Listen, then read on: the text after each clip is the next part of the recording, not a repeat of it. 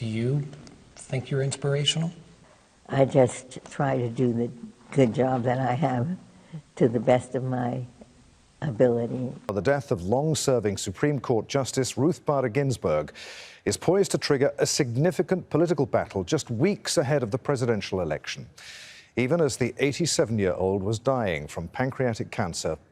On Friday, September 18, 2020, the second woman to serve on the nation's highest court, Supreme Court Justice Ruth Bader Ginsburg, died. Now, promptly after her death, Senate Majority Leader Mitch McConnell and President Donald Trump have told Americans that they are aiming to nominate a new Supreme Court justice by November 2020. However, the Democrats have stated that they do not want to nominate a new Supreme Court justice until after the election. So, Jared, why is it that the Democrats want to wait until after the election to have a new Supreme Court justice? Well, the reason they want to do that is because they recall in 2016 when President Barack Obama wanted to appoint Merrick Garland to the Supreme Court. The Senate Republicans blocked his nomination. And since then, it set a precedent that another Supreme Court justice should not come into office during the last term of a president.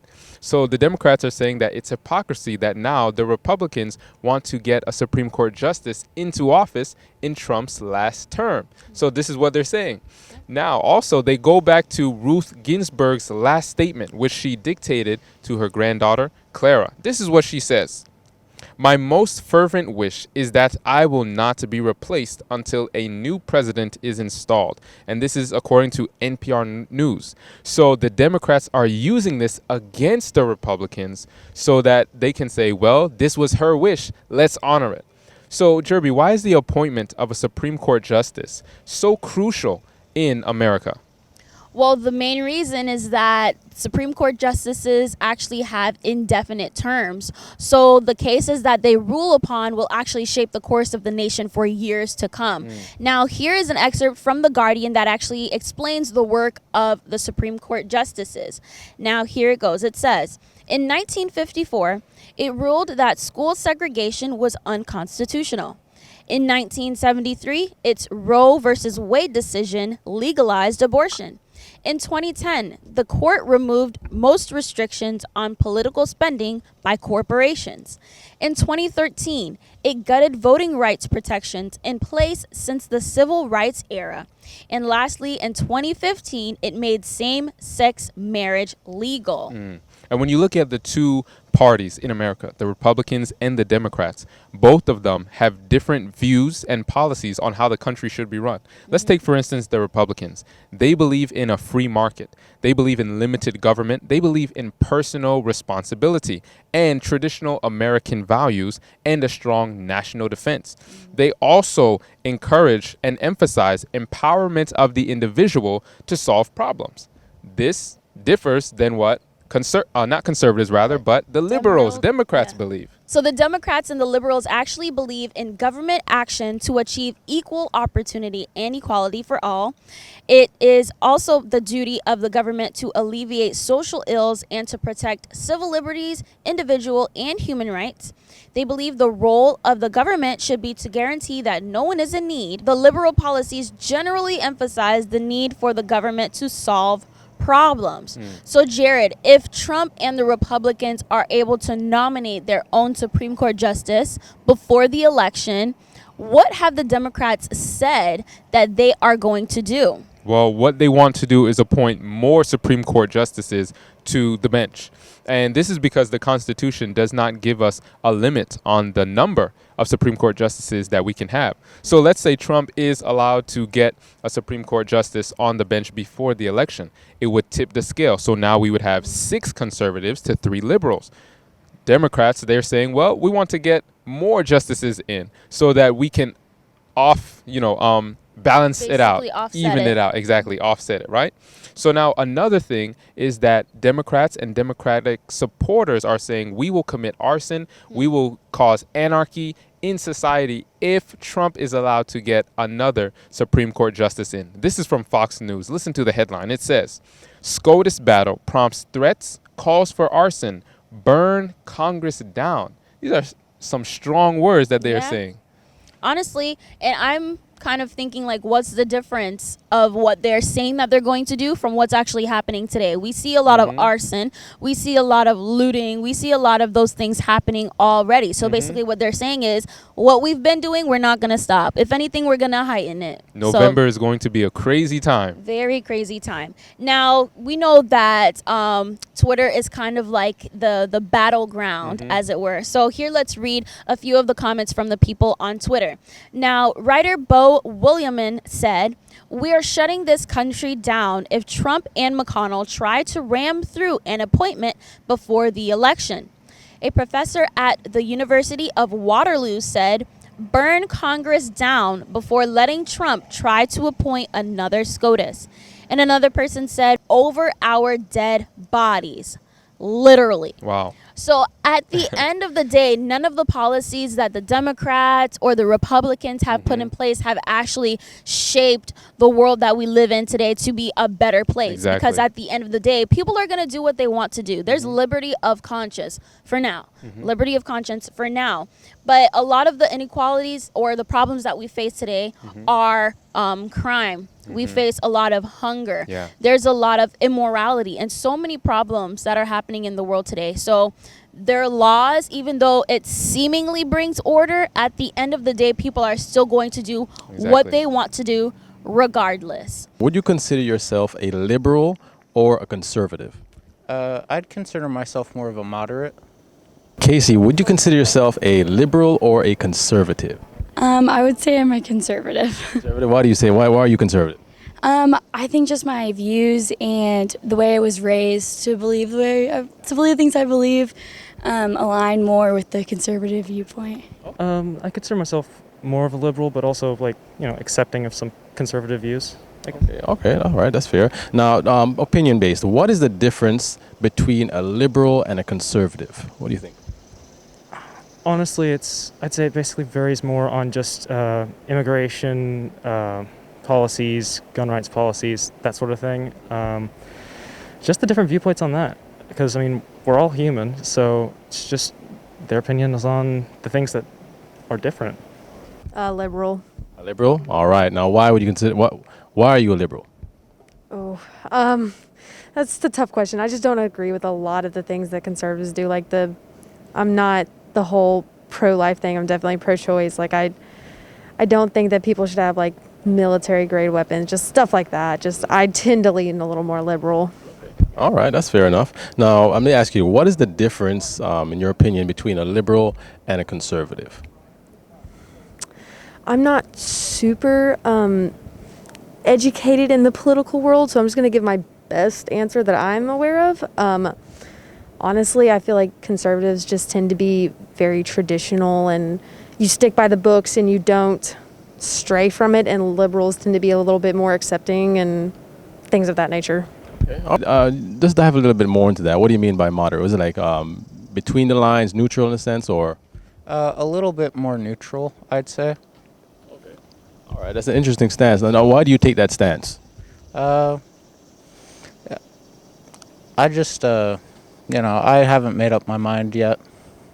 Okay, all right, that's fair enough. Fair enough. Ruth Ginsburg, which of course was a Supreme Court justice, she recently died, and there's been a race by the Republicans to fill her position with with a conservative judge. And of course that would give the conservatives a 6-3 lead in the Supreme Court over the liberals. Now, question for you: what impact do you think the Supreme Court would have on America with another conservative judge on the panel? I think that liberals would not be able to be represented in maybe the light that they should and the fairness that they should. I do think it is unfortunate, but unfortunately that's just the way that it is right now. Yeah. More of the radical conservative policies would be considered. I don't know for sure if they'd be passed, because the whole point of them is to be unbiased. However, we both know that's not always the case. And without Ruth Bader Ginsburg, it's going to be more difficult for the Democrats to be able to get their say in, I guess, how the laws should be interpreted. So I have a feeling that both women's rights, LGBTQ rights, all those are going to take a hit. But I don't think, I don't know. It's very, it wasn't something I thought I would have to think about before the election, but it's definitely something that's gonna affect all of us if they do end up putting a conservative person in there. My question for you is, what impact do you think the Supreme Court would have on America as a whole with another conservative judge on the panel? I mean, honestly, I'm not sure how to answer that because I do tend to lean more liberal, so I don't really want another conservative judge. But like I said, I'm not super politically knowledgeable, so I couldn't give you like an exact cause and effect of that. I just know that me being a liberal, I would want somebody with my values on there. Right. In your opinion, do you believe that government policies and laws can make people moral? That's hard. I feel like it depends on the person themselves and the way that what they believe and like why they believe. I wouldn't say that it necessarily can make them moral. It just kind of depends on like who they are as people. Now, in your opinion now, can government policies and laws make people moral? No, I don't believe so. It is up to the individual to form their own moral backbone. I like that. I like that answer there. I like that answer because, you know, when we look at it and in the big scheme of things, at the end of the day, you know, whether you're a Republican, whether you're a liberal, it really doesn't matter because man's laws, you know, government laws cannot necessarily intrinsically make someone moral, right? As you said before, it's up to the individual to choose to follow a right compass, to follow the right path, right? Because man, at the end of the day, is flawed, right? We make mistakes. We're not perfect. However, on the flip side, there is actually a law, a moral law, even a divine law that can help man live a moral life. Do you think that government policies and laws, if passed or when passed, do you think that they can make people moral? I think that it gives a guideline to morality, but I think that morality is something that is, I think it's a character trait. I wish everyone was moral. Everyone has those few things that where they're not moral, but I think laws can be guidelines as to like what should be, you know, moral. Okay, that's a fair statement there. You know, I personally believe that at the end of the day, whether you're Republican or Democrat, even if you're in the middle, that you know, if laws are passed, whether which side you're on, at the end of the day, it's going to be flawed because man, in and of ourselves, we're flawed. We make mistakes. We're not perfect, right? However, there is a law, there is a moral law, a moral code out there that can help us as human beings live morally and be unified, right? It is a divine law. So I'm going to ask you a very simple, it's not a trick question. Do you know what that moral law is? 10 Commandments. She's still sharp. She's still sharp. That is right. That is the 10 Commandments. And I just want to share with you a quick scripture on how God styles his 10 Commandments, how the Bible styles it. It says here in Psalms 19, verse 7, it says, "The law of the Lord is perfect, converting the soul. The testimony of the Lord is sure, making wise the simple." So this scripture is essentially showing us that God's law is not flawed. God's law is able to help you, help I live a moral life if we choose to follow it, that is, right? And it doesn't mean that, you know, we may at times always want to choose that law because naturally we don't want to do what is right most of the time, I would say, right? But if we choose to follow God's law, the promise is that God will give us the strength, give us the power, even give us the desire to follow his law, which will help us to live a godly life. Because when you look at the first 4 of the 10 Commandments, it shows us love for God. And the last 6 show us love for our fellow man. So it helps us to live in unity, both with our fellow man and with God as well. Would you agree with that? Yeah. Right, awesome. So, I mean, that was it for the questionnaire. Thank you so much, Sam, for taking the time out. You know, just share your perspective. And I thank you. I truly do thank you for your opinions there. And I just want to leave with you a gift right here, which has been a blessing for us. And hopefully it's a blessing to you as well as you continue your journey, not only here at school, but also in your walk with God. right? And it shows us there that God's law can bring morality back to society. It can keep us unified as a human race, right? That we may live in harmony, live lovingly with one another, right? So, I try to live by that moral code, and I try to express that and share that also with others as well, right? So, would you agree with that, the principle of God's moral law? Oh yeah, definitely. It's as long as we need something to unify us now more than ever. We need to make sure that we protect the planet. We take care of everyone. Everyone needs to be accepted for who they are. And political parties aside, the one thing that I've seen that unifies the most people is just religion. Like I'm pretty sure both Joe Biden and Donald Trump are both Christians. And so they try and appeal to that in order to make some of their claims. And it's just, they try and use that against each other when that's the thing that brings them together. It just doesn't make sense to me about that. And at the end of the day, religion can be used in a positive way and a negative way, but we have to just remember to use the principle of religion, even going back to God's 10 Commandments. As long as we live by that moral code, whether, you're on left or whether you're on the right, we have to remember that at the end of the day, we have to live by God's moral code, and it'll keep us unified and even prepared for his second coming. So I thank you so much for, sharing your perspective, sharing your opinions. We really appreciate it. And I just want to leave with you a gift here that has been a blessing for us, Sam, and by God's grace, it's also a blessing for you as well. And actually in there is, which is really neat, really cool, is actually a poster of the 10 Commandments, right? The 10 Commandments in the New Testament and the 10 Commandments in the Old Testament. So, Jared, as we can see all of this happening in society today, what are some spiritual lessons that we can garner from this? Well, when we look at the Supreme Court, their job is to interpret the laws of the land. And as you're stating, some laws, they benefit certain citizens more than others. And at the end of the day, still there is inequality, still there is crime, still there is hunger and all of these issues. So it shows me that it doesn't matter who gets elected as president. It doesn't matter who's in the White House. It doesn't matter who is on the Supreme Court. And it doesn't matter who is in Congress, man or woman, because none of their policies will bring about the needed change that we all need as humans.